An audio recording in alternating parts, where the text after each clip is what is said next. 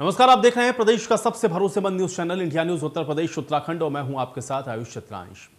UP में विधानसभा चुनाव का संग्राम शुरू होने से पहले ही दल बदल की सियासत अपने चरम पर है और खासकर भारतीय जनता पार्टी के पाले से टूटकर समाजवादी पार्टी का दामन थामने वाले नेताओं की संख्या लगातार बढ़ रही है।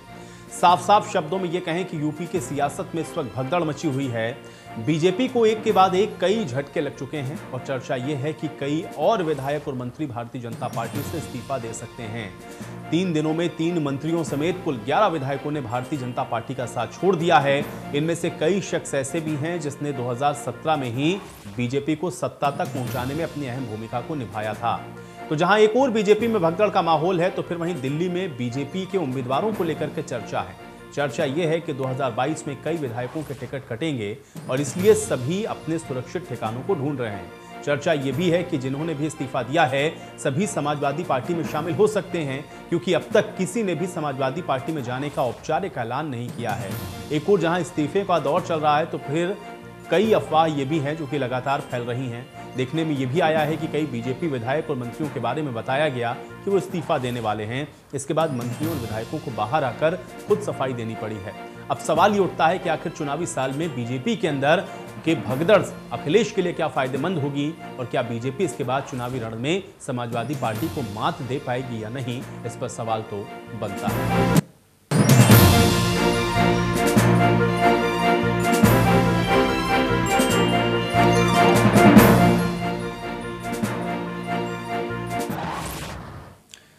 तो यूपी में जारी चुनावी भगदड़ के बीच में नेताओं का इस चुनावी भगदड़ को लेकर के क्या कुछ कहना है, सुनिए।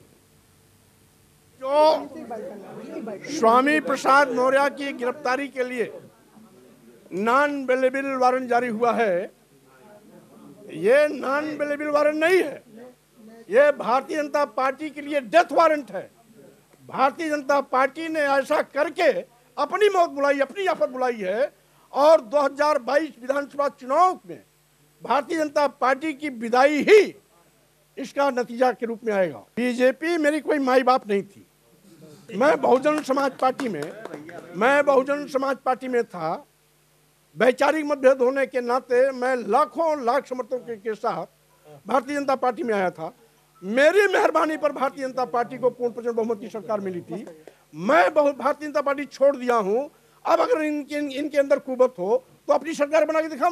मैं इनको ऐसा चकनाचूर करूंगा, ऐसा पटकनी दूंगा इस उत्तर प्रदेश की धरती पर कि ये दोबारा, अभी तो एक बार 14 साल वनवास झेले थे, अब की बार वनवास होगा तो उत्तर प्रदेश में वापसी करने के लिए तरस जाएंगे और सपने देखते रह जाएंगे। देखिए, शिकायतें बहुत है, ये बार बार हमने सबको बता दिया गया है, लेकिन हमने ये कह दिया कि ये परसों से सिलसिला शुरू हुआ था और ये रोज 20 तारीख तक चल। मेरा तन मन हिंदू है, मेरा कण कण हिंदू है और मैं आस्था के साथ जुड़ा हूँ। भारत की भूमि की एक एक कण को मैं प्रणाम करता हूँ। मैं शुरू से ही संघ का स्वयंसेवक रहा। 62 में मैं संघ का स्वयंसेवक बना था। 7 साल में नगर कायवा, 7 साल में जिला कायवा रहा। संघ की योजना से ही मैं भाजपा में गया हूँ और इसलिए मैं कभी विचलित हो ही नहीं सकता। पार्टी ने मुझे जितना दिया है, इसके बाद मैं पार्टी से कोई अपेक्षा नहीं करता हूँ। जितना है उतना है। मैं भाजपा में हूँ, भाजपा में रहूंगा और भाजपा में ही मेरे शरीर विसर्जन के बाद झंडा भाजपा का ही लगेगा। जिन लोगों ने फर्जी किया है उनके खिलाफ मैं FIR करूंगा। तो स्वाभाविक है कि इस तरह की जो प्रतिक्रियाएं हैं वो अब राजनीतिक तौर पर आपको सुनने को मिलेंगी, लेकिन अब ये जो दलबदल हो रही है समय या फिर पार्टी को छोड़ने का जो सिलसिला इस समय जारी है ऐन वक्त पर, चूंकि अब चुनाव की तारीखों का ऐलान हो चुका है, तो जाहिर बात है कि इसके जो नफे और नुकसान हैं उस पर भी अब चर्चाएं शुरू हो गई हैं। और आज हम भी इसी पर चर्चा करेंगे कि आखिर भारतीय जनता पार्टी को छोड़कर जिस तरह से इन नेताओं के जाने की जो फहरिस्त है वो दिन पर दिन लंबी होती जा रही है।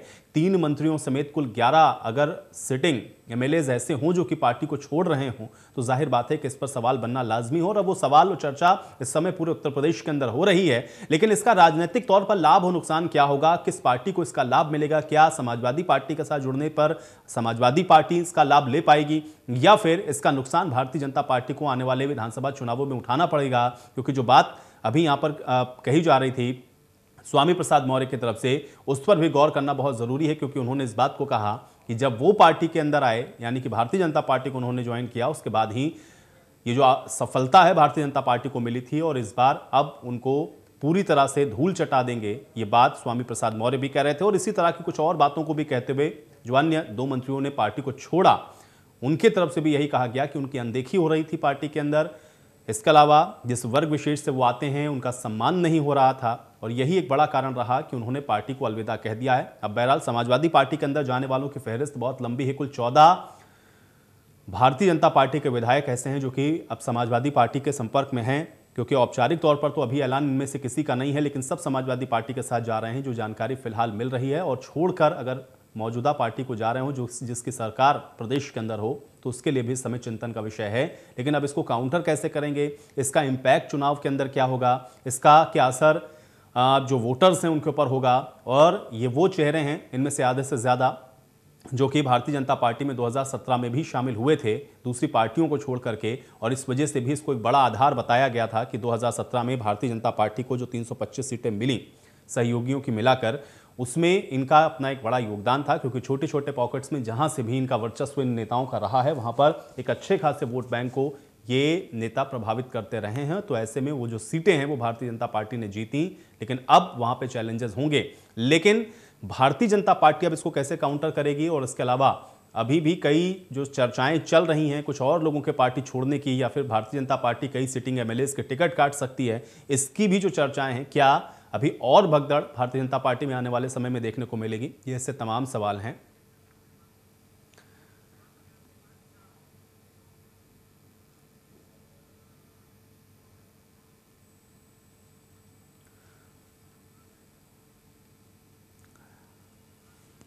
तो चुनाव से पहले भारतीय जनता पार्टी को आप देख रहे हैं कि लगातार झटके पर झटके लग रहे हैं। अब झटका इसको इसलिए कहा जा रहा है क्योंकि ये सब बड़े चेहरे हैं, इसमें से 3 अगर मंत्री रहे हों जो कि मंत्रिमंडल के सदस्य रहे हों, मंत्री पद पर काबिज रहे हों, और उनके जाने के बाद जाहिर बात है कि एक जो परसेप्शन है वो बनता है कि आखिर क्यों छोड़ करके जा रहे हैं। अब उसके कारण चाहे जो गिनाए जा रहे हों, लेकिन हाँ, समाजवादी पार्टी का अगर रुख कर रहे हैं तो जाहिर बात है कि समाजवादी पार्टी को इससे मजबूती मिल रही है।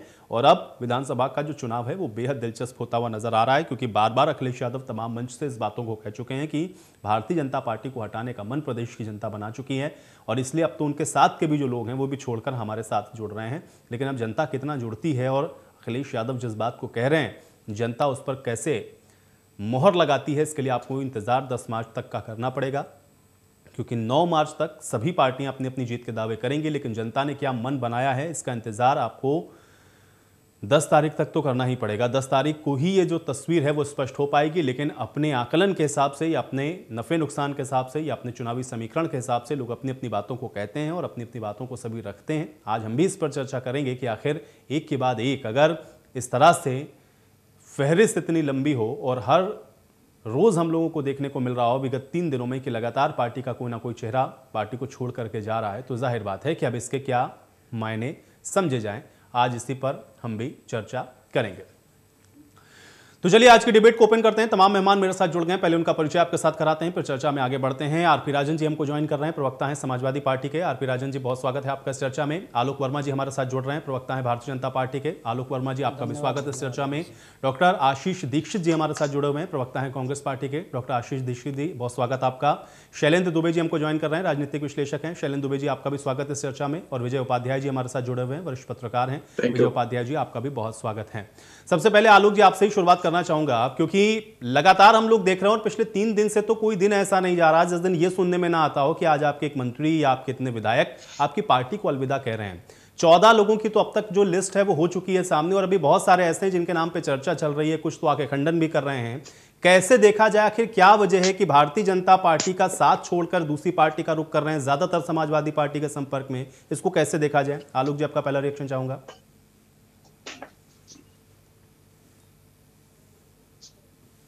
आलोक जी अपनी ऑडियो एक बार अनम्यूट कर लें आप। आपको आवाज आ रही होगी? जी जी आलोक जी मैं सुन पा रहा हूं। मैं कह रहा था कि चुनावी राजनीति में जब चुनाव का समय आता है तो कुछ लोग आते हैं कुछ जाते हैं। इसमें कहीं कोई शक नहीं कि जब परिवार का कोई सदस्य बाहर का रास्ता लेता है, कहीं दूर जाता है, हमसे बिछुड़ता है, तो निश्चित रूप से परिवार को दुख होता है, दर्द होता है। लेकिन उसकी अपनी वजह हो सकती है, उनकी अपनी निजी वजह हो सकती है, पर्दे के पीछे कुछ लेन देन वो वजह हो सकती है, या कोई और वजह हो सकती है। लेकिन जहां तक भारतीय जनता पार्टी का सवाल है, तो भारतीय जनता पार्टी का शुरुआती एक लक्ष्य है कि हम जाति और मजहब की सियासत कभी करते नहीं। सबको साथ लेकर के सबका विकास, सबका साथ, सबका विश्वास हमारी पार्टी का विजन है। इसी विजन को लेकर के हम आगे बढ़ते हैं। जात जमात से हमको कोई लेना देना नहीं, सबको साथ लेकर के हमको चलना है, ये हमारा विजन है। देश को आगे कैसे बढ़ाना है, देश कैसे आगे बढ़े, उत्तर प्रदेश किस तरीके से तरक्की करे, ये भारतीय जनता पार्टी का विजन है। बहुत सारे लोग ऐसे वक्त में आते हैं जाते हैं, लेकिन इंपॉर्टेंट यही है, मुझे लगता है हमारे जितने साथी बैठे हैं, राजनीति का उद्देश्य यही होता है कि अपना इलाका तरक्की करे। जिस जगह पे आप सियासत करते हैं, जैसे मसलन उत्तर प्रदेश की बात करें तो उत्तर प्रदेश आगे कैसे बढ़े, विकास की राह कैसे ले, ये किसी पॉलिटिकल पार्टी का इशू होता है। तो हमें बहुत चिंता नहीं है कि कौन आ रहा है, किस वजहों से आ रहा है, किस वजहों से जा रहा है। हम आगे की तरफ बढ़ रहे हैं, बिना चिंतित हुए आगे बढ़ रहे हैं। नहीं, लेकिन आलोक जी, चिंतन का विषय क्यों नहीं, यही तो मैं समझना चाह रहा हूं। इसमें तो 2-3 ऐसे हैं जो कि आपके मंत्री रहे, उसमें से भी 2 कैबिनेट स्तर के अगर मंत्री रहे और वो छोड़ रहे हैं अगर आपकी पार्टी को, और ये कहते हुए कि एक तो उनकी सुनवाई नहीं होती है, उनकी बातों को नहीं सुना जाता है, दूसरा ये है कि जिस वर्ग विशेष से आते हैं उनके बारे में भी आप लोग नहीं सोच रहे हैं। तो ये इल्जाम तो एक बड़ा लगा ही रहे हैं, वो भी तब जब वो मंत्री पद पर रहे हो। तो इसका मतलब कहीं तो कुछ ऐसा है जो अखर रहा है, जो खटक रहा है उस विषय पर, या तो आप लोग काम नहीं कर पाए, नहीं तो इनको आपके साथ होना चाहिए था आज। आलोक जी, जब मैंने अपनी पूरी बात कही तो उसमें एक शब्द था, एक वाक्य था कि चुनावी सियासत में जब इलेक्शन का वक्त आता है तो बहुत सारे लोग बहुत वजहों से, उनके कुछ निजी वजह हो सकते हैं, पर्दों के पीछे कुछ गुणा गणित, कुछ जोड़ घटाव हो सकता है, बहुत सारे अपने अपने निजी मसले हो सकते हैं। निजी मसलों के लिए कौन आता है कौन जाता है, इस पे मुझे लगता है किसी सियासी पार्टी को बहुत चिंतित होने की जरूरत नहीं है।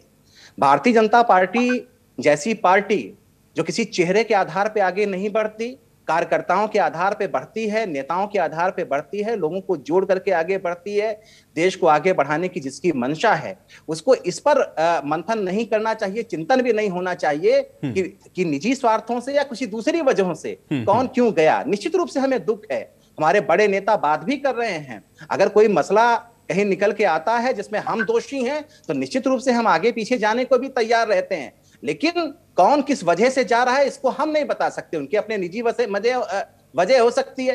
वही मैंने आपसे कहा कि पर्दे के पीछे, कर्टन के पीछे क्या कुछ चल रहा है, किससे गुड़ा भाग चल रहा है, किस तरीके की, फिर ये तो सब पर लागू है ना। आपके पास भी कोई आएगा तो हो सकता है निजी वजह की वजह से आ जाए, फिर ये मत कहिएगा कि आपकी विचारधारा से प्रभावित होकर आपके साथ आ गए। आरपी राजन जी, कैसे देखें, क्योंकि ज्यादातर जो है वो सब समाजवादी पार्टी के ही संपर्क में हैं, और सबको समाजवादी पार्टी कैसे समावेशित कर पाएगी, क्योंकि आपके साथ भी जो लोग जुड़े हुए हैं उनकी भी बड़ी उम्मीदें, बड़ी आस हैं। ये जो लोगों का आने का सिलसिला है, समाजवादी पार्टी को फायदा दिलाएगा? देखिए आयुष जी, बहुत वाजिब बात है कि जो समाजवादी पार्टी के पहले से जुड़े हुए लोग हैं उनकी उम्मीदें हैं। उन लोगों ने भी संघर्ष किया है, काम किया है समाजवाद की विचारधारा को बढ़ाने के लिए। लोगों की समस्याओं में वो लोग भी बराबर खड़े रहे हैं। आदरणीय श्री अखिलेश यादव जी ने अभी इंडिया न्यूज का कॉन्क्लेव था, इंडिया न्यूज चैनल पर ही, इसी बड़े प्लेटफॉर्म पर स्वयं आकर के उन्होंने खुद कहा था कि हम अपने लोगों को जो हमारे लोग हैं हम उनको टिकट देंगे, उनको जो है उनको पूरा सम्मान देंगे।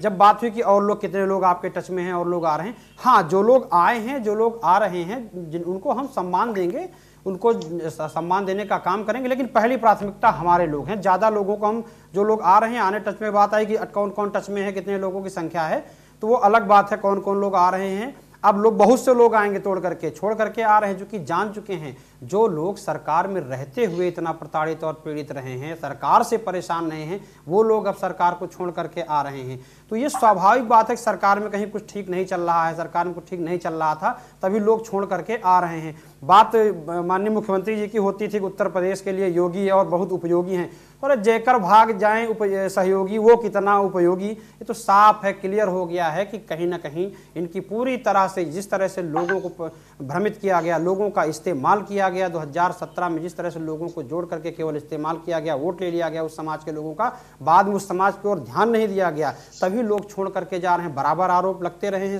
सरकार के बीच में भी। और आज जो आरोप पत्र आया है, आज जो आरोप पत्र आ रहे हैं, उससे साफ दिख रहा है किस तरह से लोग परेशान थे, किस तरह से लोग पसोपेश में थे, सम्मान नहीं मिल रहा था, सम्मान नहीं मिलने की वजह से लोग छोड़ करके आ रहे हैं। तो जो लोग आ रहे हैं, स्वाभाविक समाजवादी पार्टी सब सम्मान करेगी, सम्मान करती है अपनों का भी और जो साथ आ रहे हैं उनका भी सम्मान करती है, पहली चीज। दूसरी चीज, भारतीय जनता पार्टी कहती है जब किसी दल से कोई भारतीय जनता पार्टी में जाता है तो भारतीय जनता पार्टी कहती है मास्टर स्ट्रोक है, और जब कोई छोड़ करके जाता है तब लोग चिल्लाते हैं कि अरे ये छोड़ करके जाता है दूसरे दल में, दल बदल की बात करते हैं लोग, दल बदल। तो ये चीजें समझनी होगी, इनको समझना होगा कि कौन कैसा है, कौन किसकी कथनी और करनी में फर्क है। तो ये वास्तविक स्थिति है कि भारतीय जनता पार्टी की कथनी और करनी में फर्क है। लेकिन जहां पर बात समाजवादी पार्टी की बात रही, समाजवादी पार्टी की कथनी और करनी में कोई फर्क नहीं है। आदरणीय अखिलेश यादव जी ने बड़े ही साफ मन से कह दिया है कि सबका सम्मान होगा, लोगों का सम्मान होगा, उत्तर प्रदेश के लोगों का सम्मान होगा।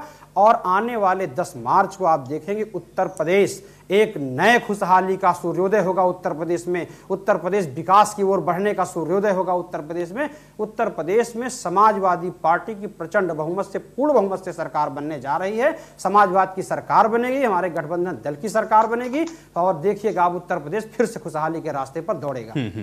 डॉक्टर आशीष दीक्षित जी, क्योंकि भारतीय जनता पार्टी से समाजवादी पार्टी में जाने का सिलसिला हम लोग इस समय देख रहे हैं, कांग्रेस पार्टी जिसको आप लोग बार बार कह रहे हैं कि अब आप लोग पूरी तरह से तैयार हैं प्रियंका जी के नेतृत्व में, आप लोगों ने तो टिकट भी जारी कर दिए हैं, कई नेता आप लोगों का साथ भी छोड़ करके गए हैं। ये चुनाव के समय जिस तरह से कांग्रेस पार्टी को छोड़कर जो लोग जा रहे हैं या अन्य दलों का जो रुख कर रहे हैं, इसको आप किस प्रकार से देखते हैं? और इसके अलावा अभी भी जो भगदड़ भारतीय जनता पार्टी में दिख रही है, उस पर भी आपका मैं एक रिएक्शन चाहता हूं। डॉक्टर आशीष दीक्षित जी। आशीष जी, अपना ऑडियो एक बार अनम्यूट कर लें आप भी। देखिए दुबे जी, भारतीय जनता पार्टी से जिस तरीके से पूर्व मंत्री विधायक का टूटने का सिलसिला जारी है, तो ये बात तो स्पष्ट है कि इन लोगों को पता चल गया है कि भारतीय जनता पार्टी की सत्ता नहीं आ रही। और जिस तरीके से ये सभी लोग, विधायक हों चाहे मंत्री हों, सभी लोग एक आरोप लगा रहे हैं कि हमारी 5 साल सुनवाई नहीं हुई, तो ये भी स्पष्ट हो जाता है कि जब मंत्री की सुनवाई नहीं हुई, जब विधायकों की सुनवाई नहीं हुई, तो 5 सालों में जनता की सुनवाई इस सरकार ने क्या की होगी। जनता पूरी तरीके से रुष्ट है, जनता पूरी तरीके से इनको हटाने का, इनको खदेड़ने का मन बना चुकी है। इसीलिए यह पलायन जारी है। रही बात कांग्रेस पार्टी की, तो हमारा गठबंधन इस बार किसी दल के संग नहीं है। हमारा गठबंधन जनता के साथ में है, हमारा गठबंधन उस महिलाओं के साथ में है जिनको प्रताड़ित किया गया, चाहे समाजवादी पार्टी की सरकार हो, चाहे बसपा की सरकार रही हो, चाहे भारतीय जनता पार्टी की सरकार रही हो, लगातार महिलाओं के संग प्रताड़ना हुई है, लगातार युवाओं को छलने का काम किया है, लगातार जो है किसानों को ठगने का काम किया है। इन सरकारों ने उत्तर प्रदेश के को जो है गर्त में ढकेलने का काम किया है, उत्तर प्रदेश को नोचने का काम किया है। इसलिए आदरणीय प्रियंका गांधी जी के नेतृत्व में लगातार कांग्रेस पार्टी का कार्यकर्ता 4.5 साल से संघर्षरत है, और सबसे ज्यादा मुखर होके इस भारतीय जनता पार्टी का विरोध जो है कांग्रेस पार्टी ने किया। हमारा गठबंधन जनता के साथ में है, और हमारे टिकट वितरण देख लीजिए, कांग्रेस पार्टी ने जो प्रतिज्ञा की थी 40% अमूमन देखा यह जाता है कि जब पार्टियों में इस तरह से फेरबदल होता है, और खासतौर से सत्तारूढ़ दल को छोड़ करके जब मुख्य विपक्षी पार्टी की ओर लोग रुख करते हैं, तो उस समय उनके पास जो ऑप्शन सबसे बेहतर होता है उसी में जाना वो पसंद करते हैं। कांग्रेस पार्टी में जाते हुए ये तमाम मंत्री या इनमें से कोई विधायक नजर आता नहीं है। आपने कहा कि बीजेपी को हटाने का मन बना लिया, इसलिए उस पार्टी को छोड़कर दूसरी पार्टी में जा रहे हैं, लेकिन वो ठिकाना कांग्रेस नहीं है, समाजवादी पार्टी है। ऐसा क्यों? देखिए, आदरणीय प्रियंका गांधी जी का निर्देश है, स्पष्ट कहना है कि इस बार हम अपने कार्यकर्ता को वोट देंगे, टिकट देने का काम करेंगे। अब ये दल बदलू लोग हैं, सपा में भी रहे हैं, भाजपा में भी रहे हैं, बसपा में भी रहे हैं, इस तरीके के लोग, जब हमारा स्पष्ट कहना ही है कि हम दल जो है अपने कार्यकर्ता को टिकट देने जा रहे हैं, तो जाहिर है कि जो बाहर से पार्टी से आ रहा है या वो आ रहा है, तो वो हम तो टिकट दे जा नहीं रहे हैं। और क्या अखिलेश यादव जी जो उनके लिए लोग खड़े रहे हैं 5 साल से, जिन्होंने इंतजार किया है, क्या उनका टिकट काट के इन सभी लोगों को टिकट देने का काम करेंगे? नहीं, ऐसा नहीं होने जा रहा है। तो आने वाले समय में ऐसी भगदड़ हर जगह मिलेगी। अभी तो टिकट शुरुआत हुई है। नहीं ठीक है, चलिए। अभी अब 2-3 आपने कहा कि महीने आपने हुए हैं, बैरियर अभी तो लगा दिया था शुरुआत हुई इसलिए है। नहीं आ पाए, नहीं तो हो सकता है कांग्रेस पार्टी में सारे मंत्री देखिए, वहीं शामिल हो हमारा गए होते। चलिए ठीक है, प्रियंका गांधी जी का ठीक है। स्पष्ट निर्देश है, हम लोगों ने कार्यकर्ताओं को टिकट देने का काम ठीक किया है। है। नहीं और हमारी कार्यकर्ता को लिस्ट तो सबसे टिकट यहाँ बेहतर है। समाजवादी पार्टी भी देगी। जी। वो तो अखिलेश यादव जी खुद ही कह जी। चुके हैं, इंडिया न्यूज से बातचीत में उन्होंने कहा है कि जो उनके कार्यकर्ता हैं जो उनके साथ जुड़े हुए हैं उनको वो टिकट देंगे। तो आप ठीक अभी है लिस्ट शैलेंद्र आएगी, जी, ठीक देखिएगा। है, लेकिन फिर भी वहां पर जा रहे हैं ना, इसीलिए तो मैं कह रहा था कि वो ठिकाना कम से कम कांग्रेस पार्टी हो जाती। टिकट नहीं दे रहे थे, जुड़ने से मना थोड़ी ना किया प्रियंका जी ने, जुड़ तो कोई भी सकता था ना, लेकिन जुड़े भी नहीं। जनता जुड़ चुकी है, देखिए। ठीक है, चलिए शैलेंद्र जी, राजनीतिक विश्लेषक के तौर पर जरा विश्लेषण करिए, क्योंकि यहां तो अपना अपना पक्ष लोगों को रखना है, उनकी अपनी मजबूरी है, लेकिन एक राजनीतिक विश्लेषक होने के नाते 2022 का ये विधानसभा का चुनाव और ये लंबी होती हुई फहरिस्त भारतीय जनता पार्टी की, जो कि छोड़ छोड़ करके जाने वालों की है, इसको आप कैसे देखते हैं? देखिए आयुष जी, ऐसा है, मैं अगर इसकी तुलना करना चाहूं तो कमोवेश वही स्थिति पैदा हो रही है जो वेस्ट बंगाल चुनाव की कुछ महीनों पहले अगर हम सब ने देखा हो पूरे देश में। है क्या कि जिस तरह का ये मूव हो रहा है, तो इसमें ये बड़ा इंटरेस्टिंग फैक्टर है और इसकी विवेचना समाजवादी पार्टी को भी करने की आवश्यकता है। कहीं समाजवादी पार्टी अगर ये सोच रही हो कि बड़ी संख्या में जिस तरह की मीडिया रिपोर्ट्स आ रही हैं, भाजपा जो है अपने एग्जिस्टिंग एमएलएस का टिकट काटने जा रही है, तो उसमें होगा क्या कि जिन लोगों को ये पहले ही पूर्वानुमान हो गया कि हमें टिकट नहीं मिलने जा रहा है, या थोड़े भी ऐसे लोग जो कि अपने परिवारीजनों के लिए भी टिकट का आवेदन कर रहे थे, उस पर जो है पार्टी ने सहमति अगर नहीं व्यक्त की, तो अगर ऐसी परिस्थिति में जिन लोगों के खिलाफ अगर भाजपा ये सोचती है कि इनके खिलाफ एंटी इनकम्बेंसी क्रिएट हो रही है, तो अगर इन लोगों को टिकट हम देंगे तो हमारे को सीट निकालना मुश्किल हो जाएगा। तो ऐसी परिस्थिति में अगर ये लोग, अब मैं जो नाम आए अभी मीडिया रिपोर्ट्स में, स्वामी प्रसाद मौर्य का, दारा सिंह चौहान का, धर्म सिंह सैनी जी का, आप एक नेशनल चैनल है, प्रतिष्ठित चैनल है, पूरे 5 साल के कार्यकाल में एक स्टेटमेंट इन तीनों व्यक्तियों का कोई दिखा दीजिए कि इन्होंने सरकार के खिलाफ कभी जो है असहमति व्यक्त की हो। इन सब में मैं ऑन एयर अगर किसी व्यक्ति को मैं अगर धन्यवाद देना चाहूंगा तो ओम प्रकाश राजभर को मैं धन्यवाद देना चाहूंगा कि अगर वो सरकार का हिस्सा थे, सरकार का हिस्सा होने के बावजूद भी उनकी असहमति या कोई भी कारण रहे हो, अगर सरकार के साथ उनकी सहमति नहीं थी तो उन्होंने 1.5 या 2 वर्ष पूर्व ही सरकार से बाहर आने उचित समझा। और ये लोग जब चुनाव की घोषणा हो गई है, आचार संहिता लग गई है, उसके बाद मुझे नहीं लगता कि किसी भी तरह का इनका कोई जो वैलिड पॉइंट ऑफ व्यू है और जनता इनको किसी तरह से स्वीकार करने वाली है। वेस्ट बंगाल चुनाव में क्या हुआ था, टीएमसी एक बड़ी संख्या में, क्योंकि टीएमसी के पास एक थंबिंग मेजॉरिटी थी वहां पर, 200 से ऊपर जो एमएलए थे, 213 के आसपास जो है, तो एक बड़ी संख्या में जो एग्जिस्टिंग एमएलए थे उनका टिकट काटने जा रही थी।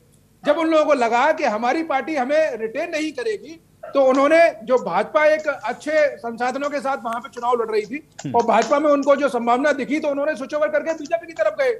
लेकिन वहां भाजपा से भी यह गलती हुई कि उन्होंने अपने संगठन के जो लोग थे उनको ऊपर ज्यादा भरोसा न करके जो एक बड़ी संख्या में जो इंपोर्ट किए गए लोग थे उनको टिकट दिया, जिसका परिणाम यह हुआ कि वो सरकार बनाने की स्थिति से चूक गए। हालांकि वो बाइपोलर फाइट हुई और 3 सीट से जो है वो 77 सीट पे पहुंच गए। तो यही कमोबेश स्थिति जो समाजवादी पार्टी के साथ भी होने जा रही है कि समाजवादी पार्टी होगा क्या कि देखिए 2019 मई के बाद भाजपा को यह समझने की आवश्यकता है कि देश के अंदर कोई भी चुनाव होगा वो बाइपोलर होगा, कोई भी चुनाव होगा, चाहे वो कितने भी दल हो, चाहे प्रदेश का चुनाव हो, चाहे राष्ट्रीय चुनाव होगा, वो सारा बाइपोलर होगा। क्योंकि 3-4 जो बड़े फैसले लिए गए हैं भाजपा सरकार के द्वारा, तो कहीं ना कहीं मुस्लिम मतदाता इस बात को अपने दिमाग में जो है बिठा के बैठ गया है कि हमें एन केन प्रकार भाजपा को हराना है। इस बात को भाजपा के रणनीतिकारों को समझने की आवश्यकता है। तो ऐसी परिस्थिति में जो एक बड़ी संख्या में ये लोग जा रहे हैं समाजवादी पार्टी को, अगर तमाम जो छोटे दलों से इनका गठबंधन भी है, महादल हो गया, शिवपाल जी की पार्टी हो गई, आपकी आरएलडी हो गई, आपका अनुप्रिया पटेल की माताजी का जो अपना दल है वो हो गया, और भी 2-3 दल हैं। तो महादल भी है, चंद्रशेखर आजाद के साथ भी आज बातचीत हुई है जी। तो मैं ये जानना चाह रहा हूं, मैं तो बड़ा हैरान हूं कि अखिलेश जी जो है इन सबको किस तरह समाहित करेंगे, कितनी सीटों पे खुद चुनाव लड़ेंगे। जो क्या अगर सपा मान लीजिए 300 सीट पे भी अगर चुनाव नहीं लड़ती है, तो 1% पे मान लूं, 1% ये मान लूं कि समाजवादी पार्टी और उनके दलों की सरकार अगर बनती है, तो क्या वो स्थायी सरकार होगी? क्या वो प्रदेश को एक स्थायी सरकार देने की स्थिति में होंगे? इस बात की विवेचना जो है प्रदेश के मतदाता बड़े ही खुले दिमाग से कर रहा है। जब इतने दल हैं, इतने जो है छोड़ के आ रहे हैं। सर मैं आपको रोक रहा हूं, इस बीच एक बड़ी जानकारी आ रही है। सपा और आरएलडी गठबंधन की पहली लिस्ट जारी हो गई है। ये इस वक्त की बड़ी जानकारी। आरएलडी ने 29 सीटों पर अपने प्रत्याशियों की नाम की घोषणा कर दी है। बड़ी खबर है, 29 टिकट में 10 समाजवादी पार्टी के प्रत्याशी हैं और 10 प्रत्याशी सपा के सिंबल पर चुनाव लड़ेंगे आरएलडी की ही तरफ से। लेकिन आरएलडी ने 29 सीटों पर प्रत्याशी के नामों की यह घोषणा की है, जिसमें सिंबल 10 सीटों पर समाजवादी पार्टी का रहने वाला है। यानी कि टोटल काउंट अगर आप देखेंगे तो ये 29 है, लेकिन इसमें आरएलडी और समाजवादी पार्टी का जो गठबंधन है उसकी लिस्ट में ये 29 नाम है। 10 समाजवादी पार्टी के सिंबल पर इसमें चुनाव लड़ेंगे। तो बड़ी जानकारी है कि सपा के प्रत्याशियों और आरएलडी के जो संयुक्त प्रत्याशी हैं उनकी लिस्ट जारी कर दी गई है। तो ये बड़ी और अहम खबर आप तक पहुंचा रहे हैं। और एक बार फिर से चर्चा में वापस लौटते हैं, सभी मेहमान मेरे साथ बने हुए हैं। आप शैलेंद्र जी, जो बात आप कह रहे थे उसको जल्दी से सम अप करिए, उसके बाद मैं विजय जी से भी इस पर एक रिएक्शन लेता हूं। और अभी जिस बात का आप जिक्र शैलेंद्र जी कर रहे थे, देखिए लिस्ट भी आ गई, 29 नाम तो हैं आरएलडी के, 10 सपा के सिंबल पर है। हाँ, तो लेकिन वो भले ही सपा के सिंबल पर है, लेकिन वो लोग तो आरएलडी के हैं ना। तो मेरा कहना यही है कि जो ये स्थिति बन रही है, ये स्थिति होगा क्या कि समाजवादी पार्टी को लाभ तो होगा। जो पुरानी उनकी पूर्वज स्थिति थी 47 सीट की, तो उसमें तो बढ़ोतरी होने जा रही है, लेकिन वो इतनी नहीं होने जा रही है कि वो 203 को जो है पार कर पाए। वो किसी कीमत पर नहीं होने जा रही है। वो मेरा आकलन यही कहता है कि ये जो है 100 का भी आंकड़ा समाजवादी पार्टी आज की परिस्थितियों में चलिए शैलेंद्र जी, मैं आपको रोक रहा हूं। इस बीच हमारे सहयोगी नरेंद्र हमारे साथ जुड़ रहे हैं। नरेंद्र, क्या जानकारी है? 29 नामों का ऐलान कर दिया गया आरएलडी की तरफ से, 10 प्रत्याशी समाजवादी पार्टी के सिंबल पर चुनाव लड़ने वाले हैं।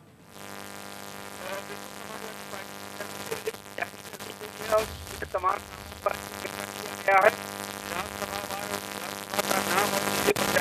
नाम भी एक साथ जारी किए गए हैं। इसका मतलब है पूरी तरीके से तैयारियां चल रही थी और जो नाम शामिल थे उसका नाम शामिल करते हुए ये सूची जारी की गई है।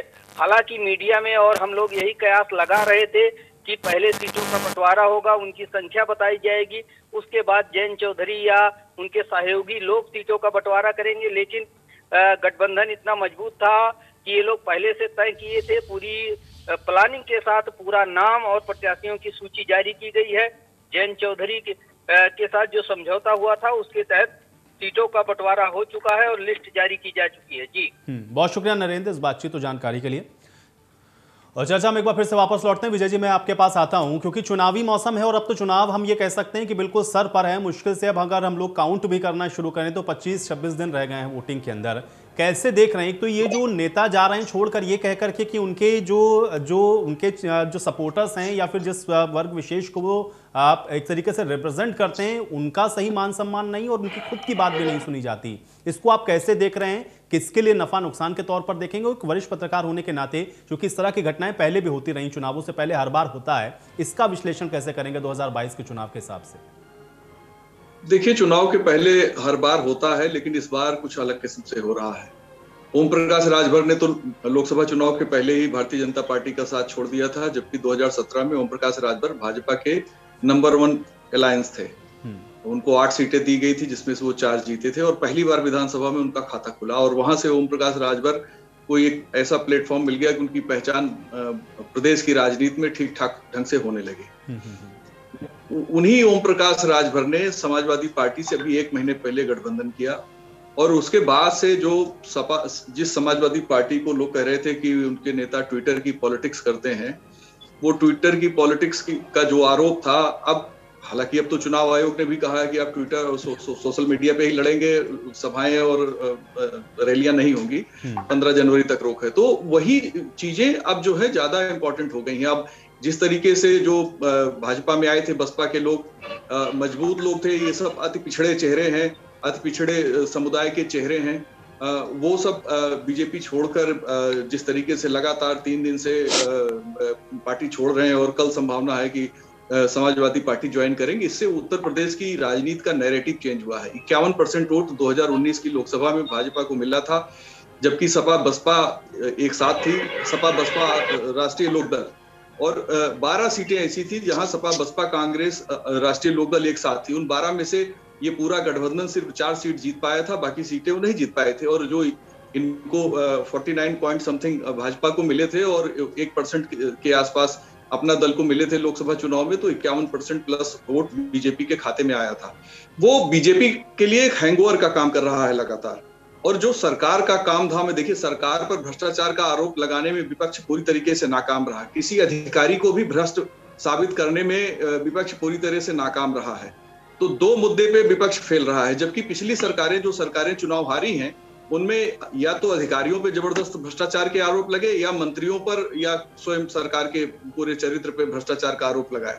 तो विपक्ष की का जो हमला है वो कंटिन्यूअस नहीं रहा, वो पहले से हमला नहीं हुआ और एक ऐसे समय आके हमला कर रहा है विपक्ष जब कल से नामांकन शुरू हो रहा। पिछले एक हफ्ते की गतिविधियों में समाजवादी पार्टी भाजपा के नेक टू नेक खड़ी हुई नजर आ रही है। ठीक ऐसा ही स्थिति बिहार में अचानक जब राष्ट्रीय लोग वहां का जो राष्ट्रीय जनता दल पार्टी है उसने वहां बीजेपी और नीतीश कुमार अलायंस को चुनौती दी थी, वैसे ही हालात उत्तर प्रदेश में बनते हुए नजर आ रहे हैं। अति पिछड़े अति दलित बीजेपी का कोर वोट है। अगर इस वोट में समाजवादी पार्टी सेंध लगाती है तो भारतीय जनता पार्टी को बहुत बड़ा नुकसान होगा, क्योंकि 30% के करीब अति पिछड़े हैं और 10% अति दलित हैं। हालांकि अभी अति दलित वर्ग से कोई भी नेता भारतीय जनता पार्टी छोड़ के नहीं गया है। एक आध दो विधायक गए जरूर हैं, लेकिन उनका बस अपने विधानसभा क्षेत्र में ही जो असर है उसके बाहर उनका असर नहीं है। लेकिन जो कोई बड़ा चेहरा अगर उसमें से भी छोड़ के जाता है तो बीजेपी के लिए बड़ी चुनौती होगी। अब इसमें एक इंपॉर्टेंट बात यह है कि बीजेपी सरकार ने जो काम किया है, इनकी दो मेरिट तो हो गई जिसपे विपक्ष ने आरोप नहीं लगाया। एक तो अधिकारी कोई भ्रष्ट नहीं साबित हुआ, दूसरा कोई मंत्री भ्रष्ट साबित नहीं हुआ। किसी पे भी ठोस भ्रष्टाचार के आरोप नहीं लगा पाए, और लगा भी तो उसको उन्होंने डायलूट कर लिया, उस पर कोई ज्यादा इम्पैक्ट नहीं था। अब जो अभी के हालात हैं, इस हालात में विपक्ष इस पॉइंट पे भी पिछड़ा हुआ है, यानी योगी सरकार भ्रष्ट सरकार नहीं है। अब काम पे आएंगे तो 15 करोड़ लोगों को ये भोजन दे रहे हैं मुफ्त में, दो टर्म दे रहे हैं, एक पेमेंट करके 2-3 रुपए किलो वाला और दूसरा मुफ्त में, उसमें तेल भी दे रहे हैं, मसाले भी दे रहे हैं और नमक भी दे रहे हैं। इसके अलावा जो इन्होंने पैसे दिए हैं असंगठित क्षेत्रों को के श्रमिकों को 1.5 करोड़, संगठित क्षेत्र के 35 लाख श्रमिकों को 1-1 हजार रुपए। तो ये जो इतना ज्यादा इन्होंने काम किया है, वोट कितना चाहिए बीजेपी को? अगर 15 करोड़ वोट उत्तर प्रदेश में है, 15.2 करोड़ वोट है, इसमें से अगर 3 करोड़ वोट, पिछली बार 3 करोड़ से थोड़े ज्यादा वोट बीजेपी को मिले थे, अगर वो वोट पाने में कामयाब हो जाएगी तो निश्चित तौर पे इस तस्वीर बीजेपी के पक्ष में खड़ी हो सकती है। लेकिन चुनौती बीजेपी के सामने बहुत बड़ी, और जो मैं देख रहा हूं पिछले एक हफ्ते से जो इनका डैमेज कंट्रोल है वो बहुत ही पुअर है। जिस तरीके से बीजेपी के लोग बातें रख रहे हैं, सोशल मीडिया में भी बीजेपी सपा के नेताओं से और इवन की स्वामी प्रसाद मौर्य से पिछड़ गई है। आज स्वतंत्र देव सिंह के ट्वीट पर लाइक 8,000 है और स्वामी प्रसाद मौर्य के ट्वीट पे 40,000 लाइक है। तो इससे भी चीजें समझ में आती हैं कि अब बीजेपी के कुछ चीजें ऐसी हैं जहां बीजेपी बहुत पिछड़ी हुई नजर आ रही है। अब अगर जनता इसके बाद जो उनके वेलफेयर के काम हैं, जो उनके जो लोगों को कैश हेल्प किया है, या जब कोरोना के समय उन्होंने लोगों के अकाउंट में पैसे डाले थे, अगर उसके वजह से लोग इनके साथ हैं तो वो ज्यादा महत्वपूर्ण साबित हो सकता है, बजाय इसके कि सोशल मीडिया में लाइक डिसलाइक या फिर जो अभी पार्टी लोग छोड़ रहे हैं इस सारी चीजों को देखते हुए। इसमें एक और बड़ी बात यह है कि जब टिकट आएंगे तो जो बीजेपी ये इस चीज को बहुत मजबूती से आरोप लगाती विपक्ष में, परिवारवाद का। और स्वामी प्रसाद मौर्य के मामले में अगर उनके बेटे को टिकट समाजवादी पार्टी देती है और स्वामी प्रसाद मौर्य भी लड़ते हैं तो उनकी बेटी भाजपा की मेंबर ऑफ पार्लियामेंट है। आज उन्होंने कहा कि भाजपा रूपी नेवला, मैं नेवला हूं, भाजपा रूपी सांप और आरएसएस रूपी नाग को मैं समाप्त कर दूंगा। तो एक टिप्पणी में पढ़ रहा था, उसमें एक किसी ने लिखा कि भाई आपकी बेटी तो उसी में है और आप खुद उसी में सपोले की तरह पलते रहे। तो इस तरह की चीजों से बचना चाहिए। विपक्ष जिस तरह से काम कर रहा है या जिस तरह से हमला कर रहा है, उसमें अगर वो गुंजाइश देंगे तो बीजेपी उसको भुनाएगी, क्योंकि अभी बीजेपी इसका डैमेज कंट्रोल के लिए रणनीति बना रही होगी और किस तरीके से, लेकिन उसमें पिछड़ती हुई तो दिख रही। विजय जी, आपने जो बात कही उसको थोड़ा सा आज के दिन में तो पिछड़ी हुई है। आलोक जी से मैं इस पर रिएक्शन लेता हूं। आलोक जी, नुकसान तो होगा भाई, ये वो लोग हैं या वो चेहरे हैं जो भले ही अलग अलग पार्टियों से आए हों, लेकिन 17 में इनकी भूमिका को आप लोग नकार नहीं सकते हैं। आज वजह उनकी चाहे निजी हो या जो भी आप बता रहे हो, लेकिन छोड़ रहे हैं साथ, तो कहीं ना कहीं तो डेंट देंगे वो आपको, उसको कैसे काउंटर करेंगे? नहीं, ठीक बात है। 2017 में जब चुनाव हुआ था तो मुझे अच्छी तरह याद है कि 403 सीटों में समाजवादी और कांग्रेस के पास, दोनों उस समय कंबाइंड होकर के दोनों ने चुनाव लड़ा था। दोनों के पास 54 सीटें दोनों ने हासिल की थी। अधिकतर सीटें हमारे पास आई थी। निश्चित रूप से हमारे ऊपर जिम्मेदारी ज्यादा थी। योगी जी के साथ हमने काम भी किया। उत्तर प्रदेश को बदलने का की जो पूरी कोशिश हुई, जो तस्वीर बदली, वो निश्चित रूप से आप उसका क्रेडिट जो है सरकार को देंगे। और बहुत सारे ऐसे भी चेहरे, इसमें भी कहीं कोई शक नहीं कि एक बड़े दल में बहुसंख्यक विधायक हमारे साथ आए थे, हमारे साथ जीते थे। उनमें से बहुत सारे ऐसे लोग हैं, बहुत सारे ऐसे चेहरे हैं जो 5 साल में जिन्होंने पुराने तरीके से ही काम किया, दूसरे दलों से आए थे, हमारे साथ जीते थे, और जो उनका जो कल्चर था, उनका जो काम करने का तरीका, पुराने वे में उन्होंने काम किया। तो निश्चित रूप से जब अब 2022 में हम नए उत्तर प्रदेश की कल्पना कर रहे हैं, उत्तर प्रदेश को और आगे बढ़ाने की जरूरत है और तेजी से आगे बढ़ने की जरूरत है। तरक्की के नए पायदान पर अगर हमें पहुंचना है, नए कलेवर में सरकार को लेके जाना है, तो हमें कई बेहतर चेहरे और तेज चेहरे हमें चाहिए जो उत्तर प्रदेश की तस्वीर को बदलने का काम करें। नहीं तो आलोक जी, तो बेहतर और तेज चेहरे ही रहे होंगे ना, तभी तो आपने उनको मंत्रिमंडल के अंदर जगह दी। काम नहीं किया, मंत्रिमंडल के अंदर जगह देने का क्राइटेरिया क्या है? जो तेज चेहरा है, अपने समाज को प्रतिनिधित्व दे सकता है, उसी को तो मंत्रिमंडल में आप रखते हैं ना, या जिसकी कार्यशैली आपको लगता है सही है। या तो आप 5 साल तक उसका आकलन नहीं कर पाए। मैं 5 साल तक उनका आकलन होता है निश्चित रूप से। भारतीय जनता पार्टी में अगर आप अंदरूनी तौर पर देखें तो भारतीय जनता पार्टी का जो संगठन है सभी की समीक्षा करता है, चाहे वो हमारे विधायक हों, चाहे हमारे कार्यकर्ता हों, चाहे हमारे मंत्री हों। और अगर वक्त आता है तो निश्चित रूप से उसी समीक्षा के आधार पर उस पर कार्रवाई भी होती है। किनको टिकट देना है, नहीं देना है, इसका भी फैसला लिया जाता है। आज जो लंबी चुनाव समिति बैठी है, मंथन कर रही है, 3-4 दिनों से मंथन हो रहा है, तो निश्चित रूप से जो यूपी के लिए उपयोगी नहीं है, योगी के लिए अनुपयोगी है, उनको बाहर का रास्ता दिखाया जाना भी था। ऐसे बहुत सारे चेहरे हैं जो बाहर का रास्ता ले रहे हैं। मुझे लगता है कि जो बाहर का रास्ता ले रहे हैं उनका भविष्य बहुत बेहतर नहीं है। दूसरी पार्टियों में वो जा रहे हैं, वहां पर भी उनको टिकट मिलेगा नहीं मिलेगा वो अच्छी तरीके से जानते होंगे। लेकिन जहां तक भारतीय जनता पार्टी की बात है, भारतीय जनता पार्टी इस पर बहुत चिंतित नहीं होती। भारतीय जनता पार्टी कार्यकर्ताओं के आधार पर खड़ी होने वाली पार्टी है, सबके साथ जुड़ करके आगे बढ़ने वाली पार्टी है। उत्तर प्रदेश की तरक्की कैसे हो, हिंदुस्तान की तरक्की कैसे हो, किसानों की तरक्की कैसे हो, नौजवानों की तरक्की कैसे हो, इस पर मंथन करने वाली, इस पर काम करने वाली पार्टी है। तो मुझे लगता है कि जो लोग चेहरों के आधार पे आगे बढ़ते हैं वो इसकी चिंता करें, जो कैडर के आधार पे आगे बढ़ते हैं उनको इसकी चिंता नहीं होती। 1 साल किसानों को रोड पर मरने के लिए छोड़ दिया, कहा था 22 में जो है आय दोगुनी हो जाएगी। कितनी आय दोगुनी हुई है जरा बता दे भारतीय जनता पार्टी। आय तो इस तरह से दोगुनी हुई है कि आपने 700 से 750 किसानों को शहीद कर दिया, मरने के लिए छोड़ दिया। 700 बहनें, माताएं बहनें विधवा हो गई, बच्चे अनाथ हो गए। 750 परिवार जो अनाथ हो गए, उनका दर्द कौन, वो दर्द झेल रहे हैं, उनका दर्द कौन सहेगा? क्या भारतीय जनता पार्टी के किसी नेता ने, किसी मंत्री ने, क्या किसी ने एक भी शब्द उनके परिवार के प्रति सिंपैथी में या संवेदना में व्यक्त किया? आज भारतीय जनता पार्टी कहती, बात करो पश्चिम की, किसानों की बात करो तो कहती कि वो मुकदमा, वो सब बिल वापस लेने से जो है किसानों का मुद्दा समाप्त हो गया। मुद्दा कैसे समाप्त हो गया? जिस परिवार का, जिस बहन का सुहाग छिन गया, जिस माँ का लाल छिन गया, जिस बच्चे का बाप छिन गया, उस परिवार के दर्द को कौन समझेगा? उस परिवार के दर्द के बारे में आपने एक शब्द भी किसी भारतीय जनता पार्टी ने नहीं बोला। हाँ, काम ये जरूर किया कि किसानों के ऊपर भारतीय जनता पार्टी के गृह राज्य मंत्री के बेटे ने थार गाड़ी चढ़ाने का काम किया, और यही उत्तर प्रदेश की सरकार बराबर उनको बचाती रही, ना कि जेल भेजने के बजाय उनको बचाती रही। माननीय सर्वोच्च न्यायालय के इंटरप्ट के बाद कार्रवाई हुई, किस तरह से हुई वो पूरा देश देखा है। तो आपने जो किया है वो दिख रहा है। अरे थोड़ा आगे बढ़िए, टिकट काटने जा रही है, टिकट क्यों काटे जा रहे हैं? उस पर भी उत्तर प्रदेश के लोग क्या रटा? अरे जो किया है ना वो देश देख रहा है, रटाया नहीं है। आज जवाब देने की हैसियत में नहीं हो। आप बताइए ना आपने क्या कार्रवाई की है? आप रटाया आप बैठे हैं, का जाल बिछाया, जो तस्वीर बदली लोगों ने देखा। 1 साल किसानों को मरने के लिए आपने छोड़ दिया, किसानों को मरने के लिए आपने छोड़ दिया, पूरे देश ने देखा है। आप बताइए, आपका प्रधानमंत्री जो कहता था कि पाकिस्तानी है, खालिस्तानी है किसान, उन्हीं किसानों से बाद में माफी मांगने के बाद उन्हीं को कहते हमने उन्हीं के लिए बिल वापस ले लिया। ये है आपका चेहरा, ये है आपका चाल चलन। आज आप टिक नहीं पा रहे हो। जनता ने जो आरोप पत्र दाखिल किया है, जनता ने एक आरोप पत्र तैयार कर लिया है, उस आरोप पत्र पे, उस आरोप पत्र का आप जवाब नहीं दे सकते हो। 10 मार्च को भारतीय जनता पार्टी साफ होगी उत्तर प्रदेश में समाजवाद। चलिए आरपी राजन जी, वो तो देखिए मैंने पहले भी कहा, चर्चा की शुरुआत में भी कहा आरपी राजन जी 9 मार्च तक तो यहाँ सारे लोग अपनी सरकार बनाएंगे। भाई किसी पार्टी को ये नहीं कह सकते ना, सब दावे करेंगे अपनी अपनी सरकार बनाने का, लेकिन जनता ने तय किया है, जनता किसको दे रही है वो उसके लिए हम लोग 10 तारीख का इंतजार करेंगे। आरपी राजन जी ठीक है, आपके हिसाब से समाजवादी पार्टी बनाएगी, आलोक जी के हिसाब से भारतीय जनता पार्टी बनाएगी, आशीष जी के हिसाब से कांग्रेस बनाएगी। हम 10 मार्च का इंतजार करें, हम 10 मार्च का इंतजार करें, हम 10 मार्च का इंतजार करते हैं। आरपी राजन जी मुद्दे पर आ जाते हैं, आज के मुद्दे पर आते हैं, डिबेट के टॉपिक पर आते हैं। ठीक है, ये तो मुद्दे आप गिना रहे हैं ना कि इन्होंने क्या किया क्या नहीं किया, वो तो जनता ने सब देख लिया।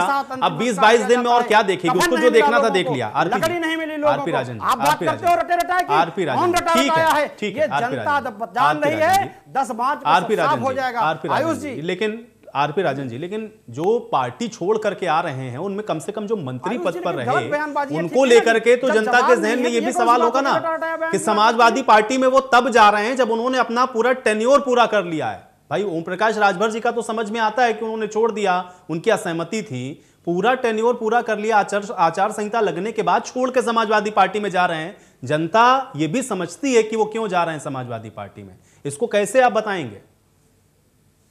हाँ ठीक है आयुष जी, क्योंकि नाराजगी तो जनता की है ना, पार्टी से नाराजगी नहीं है, जनता की नाराजगी उनकी अपेक्षाओं पे खरे नहीं उतरे होंगे। अगर आप जब कोई भारतीय जनता पार्टी ज्वाइन करता है तब बात उठती है कि ये मास्टर स्ट्रोक आ गया। चुनाव के समय की ही बात होती है, मास्टर स्ट्रोक खेल दिया भारतीय जनता पार्टी ने, फला से तोड़ा, फला जगह से लोग आए। लेकिन जब समाजवादी पार्टी में अन्य दलों के लोग छोड़ते हैं कहीं, तब ये होता है कि एंड टाइम पर छोड़ रहे हैं, चुनाव के समय छोड़ रहे हैं, तो सवाल तो वहां भी खड़ा होता है, उस समय भी सवाल खड़ा होता है। हाँ, समाजवादी पार्टी आदरणीय अखिलेश यादव जी ने स्वयं कहा है, इंडिया न्यूज के कॉन्क्लेव में कहा है, इतना बड़ा प्लेटफॉर्म है, बड़ी जिम्मेवारी के साथ उन्होंने कहा है। और मैं फिर कह रहा हूं कि अपने लोगों को बराबर सम्मान देंगे और सम्मान के साथ जो लोग जुड़े हुए हैं उनका सम्मान होगा। जो पार्टी में समाजवादी पार्टी की विचारधारा में आना चाहता है उसका स्वागत है। बाकी हम जो कर रहे हैं हमारा तय हो चुका है, कहां टिकट देना है, किसको टिकट देना है, कौन हमारे सिपाही कहां तैनात है। एक कार्यकर्ता आप समझिए, नेक टू नेक फाइट तो दिख रही समाजवादी पार्टी या भारतीय जनता पार्टी। जिक्र केवल 2 ही पार्टी का उत्तर प्रदेश के अंदर चुनावों में हो रहा है।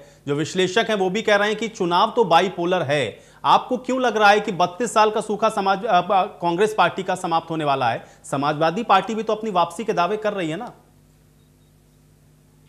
देखिए दुबे जी, जनता देख रही है, जनता देख रही है कि जो चेहरे, जो मंत्री पहले बसपा की सरकार में थे, फिर भाजपा की सरकार में हुए, अब वही मंत्री और वही लोग जो है समाजवादी पार्टी के दामन थामने जा रहे हैं। ठीक है, और जनता बहुत ही अब कैलकुलेटिव हो गई है। हम लोगों ने लगातार संघर्ष किया है सड़कों पर, लगातार इस सरकार के खिलाफ आवाज बुलंद करने का काम किया है। अखिलेश यादव जी अपने घर में जब बैठे हुए थे तो कांग्रेस पार्टी के 18,000 कार्यकर्ता जो लगातार सड़कों पे सरकार के खिलाफ संघर्ष कर रहे थे और योगी सरकार ने उनको जेल में ठूसने का काम किया था। हमारे अध्यक्ष अजय कुमार लल्लू 30 दिन तक जेल में रहे थे। हमारी आदरणीय प्रियंका गांधी जी लगातार अपनी आवाज को बुलंद करती रही, चाहे हाथरस की घटना हो, हम पहुंचे, हम जो है चाहे लखीमपुर की घटना हो, उन्नाव की घटना हो, हमारे नेता, हमारे कार्यकर्ता जनता के दुख दर्द में शामिल आए। हमारे नेताओं ने उनके खिलाफ हो रही अत्याचार को खिलाफ खड़े हुए, आवाज को बुलंद किया, उनका सहारा बने। जनता पूरी तरीके से कैलकुलेटिव है और ये 32 सालों का जो वो है वो उसको जनता ने देखा है कि कांग्रेस पार्टी असली हिमायती है। हम जाति के आधार पर, हम धर्म के आधार पर राजनीति नहीं करते, हम विकास के आधार पर राजनीति करते हैं। हम जनता के दुख दर्द में शामिल रहते हैं, जनता के जो संघर्ष होता है उसमें हम शामिल रहते हैं और लगातार हम लोग जनता के असली हिमायती हैं। ये अखिलेश यादव जी 4.5 साल कहाँ थे? हाथरस क्यों नहीं गए? शाहजहांपुर क्यों नहीं गए? क्यों नहीं इन्होंने मोदी जी के खिलाफ और योगी जी के खिलाफ अपनी आवाज को बुलंद किया? इनके जनता जो है इनके। चलिए आशीष जी से हमारा संपर्क। राहुल जी को अब चुनाव आया तब अमेठी की याद आई है, अब यूपी की याद आई है। कहां थे राहुल जी? 4.5 साल गए थे। ठीक है, शैलेंद्र जी, मुझे ये बताइए, चूंकि आपने कहा कि बंगाल जैसी स्थिति बन रही है, लेकिन बंगाल की तुलना उत्तर प्रदेश से क्या की जा सकती है? थोड़ा सा इसको समझाइएगा। वहां की परिस्थितियां और उत्तर प्रदेश की परिस्थितियां भिन्न हैं। वहां पर भारतीय जनता पार्टी लड़ रही थी, यहां पर समाजवादी पार्टी के पास बताने के लिए भी है, वो सत्ता भी पहले चला चुके हैं, ऑलरेडी उनके पास एक अनुभव है उत्तर प्रदेश के अंदर यहाँ की राजनीतिक की लेगेसी के तौर पर भी। अगर हम इसको देखें, क्या हम ये तुलना कर सकते हैं कि जो बंगाल में हो रहा था उसी के साथ हम इसको जोड़ दें और ये कहें कि नहीं, इसका कोई बहुत नुकसान नहीं होगा? डेंट तो लगेगा ना। ये वो तमाम कैंडिडेट्स हैं जिन्होंने अपनी भूमिका को तो निभाया था जीत में 2017 के अंदर। देखिए आयुष जी, ऐसा है, आपने बहुत ही वैलिड क्वेश्चन पुटअप किया है। मैंने ये बात क्यों कही है, वो इसलिए कही है क्योंकि पिछले अगर चुनाव का हम परिणाम देखें, 2017 की बात मैं कर रहा हूं, तो उसका अगर मैं परिणाम की बात करूं तो समाजवादी पार्टी दूसरे नंबर की पार्टी थी, 47 सीट जीतकर आई, 46 और 47 सीट जो है, और बसपा तो 20 के नीचे ही रह गई थी। और इवन 2014 के बाद जो मैट्रिक्स है उत्तर प्रदेश का, वो काफी चेंज हुआ है। 2014 में सारे दलों ने अलग अलग चुनाव लड़ा, जो मैं 3 बड़ी पार्टियों की बात कर रहा हूँ, भाजपा हो गया, समाजवादी पार्टी हो गई और बसपा हो गया। तो इन लोगों ने अलग चुनाव लड़ा, स्थिति सामने आई, भाजपा ने क्लीन स्वीप कर दिया। 2017 की जब स्थिति आती है तो उसमें देखिए लोकसभा चुनाव के और विधानसभा चुनाव के मुद्दे भी अलग होते हैं, ये भी मानने वाली बात है।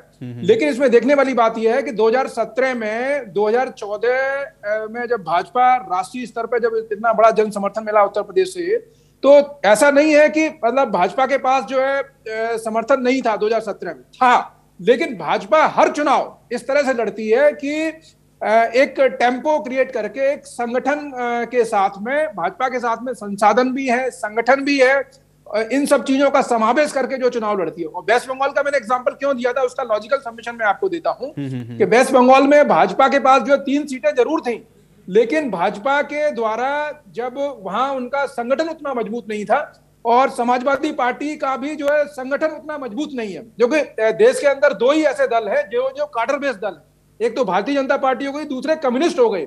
इन दलों को अगर आप छोड़ दें तो जितने भी दल हैं वो काडर बेस्ड दल नहीं है। इवन चाहे कांग्रेस हो, चाहे समाजवादी पार्टी हो, जितने भी क्षेत्रीय दल हो, वो सारे अनुवांशिक पैटर्न पर जो काम करने वाले दल हैं। तो कहीं ना कहीं वो एक जो ड्रॉबैक है वो भी जो है देखने वाली बात है कि समाजवादी पार्टी का जो संगठन है, जो तमाम आप लगातार जब चुनाव हारते हैं तो संगठन जो कमजोर होता है, और वो देखने को जो मिला है। अभी यहाँ पर कांग्रेस भी जो पुनर्स्थापित करने का प्रयास कर रही है। बसपा का ऐसा नहीं है कि वोट बैंक एकदम खत्म हो गया है, बसपा का आज भी जो दलितों के अंदर एक जो मेजर जो वर्ग है उस पर आज भी प्रभाव है। तो भाजपा ने जिस तरह का वहां प्रयोग किया था, तो वहां कम्युनिस्ट और कांग्रेस, में वेस्ट बंगाल की बात कर रहा हूं, वो बिल्कुल बाइप ऑफ हो गए थे, और भाजपा एक मजबूत स्थिति में जो है आज आके खड़ी हो गई, और आने वाले समय में वो वहां पे सरकार बनाने की दावेदारी भी करेगी। लेकिन उत्तर प्रदेश के अंदर क्या है कि अगर मान लीजिए जो ये लोग कांग्रेस हो गई और बसपा हो गई, ये जितना जो है ज्यादा मजबूती से लड़ने का प्रयास करेंगे, तो ये डेंट जो है समाजवादी पार्टी पे ही पड़ने वाला है, भाजपा पे नहीं पड़ने वाला। जो और भाजपा का जो संगठन है 2014 के बाद जितने भी चुनाव हो रहे हैं लगातार जो है वो जीते आ रहे हैं। ठीक है, किसी चुनाव में जो है थोड़ा उनको अंतर भले ही पड़ा हो, लेकिन क्रमबद्ध तरीके से आपको ये रोकना पड़ेगा, मेरे पास समय नहीं है। बहुत शुक्रिया, आप लोगों ने समय निकाला, इस चर्चा का हिस्सा बने। हालांकि इससे पहले भी इस तरीके के जो दल बदल के दौर हैं वो देखे हैं, लेकिन इसका असर इस बार के विधानसभा चुनाव में क्या होगा, इसके लिए विधानसभा चुनावों का इंतजार करिए। सवाल तो बनता है मेरे साथ फिलहाल इतना है। एसोसिएट स्पॉन्सर पेट सफा आयुर्वेदिक चूर्ण, पेट सफा तो हर रोग दफा।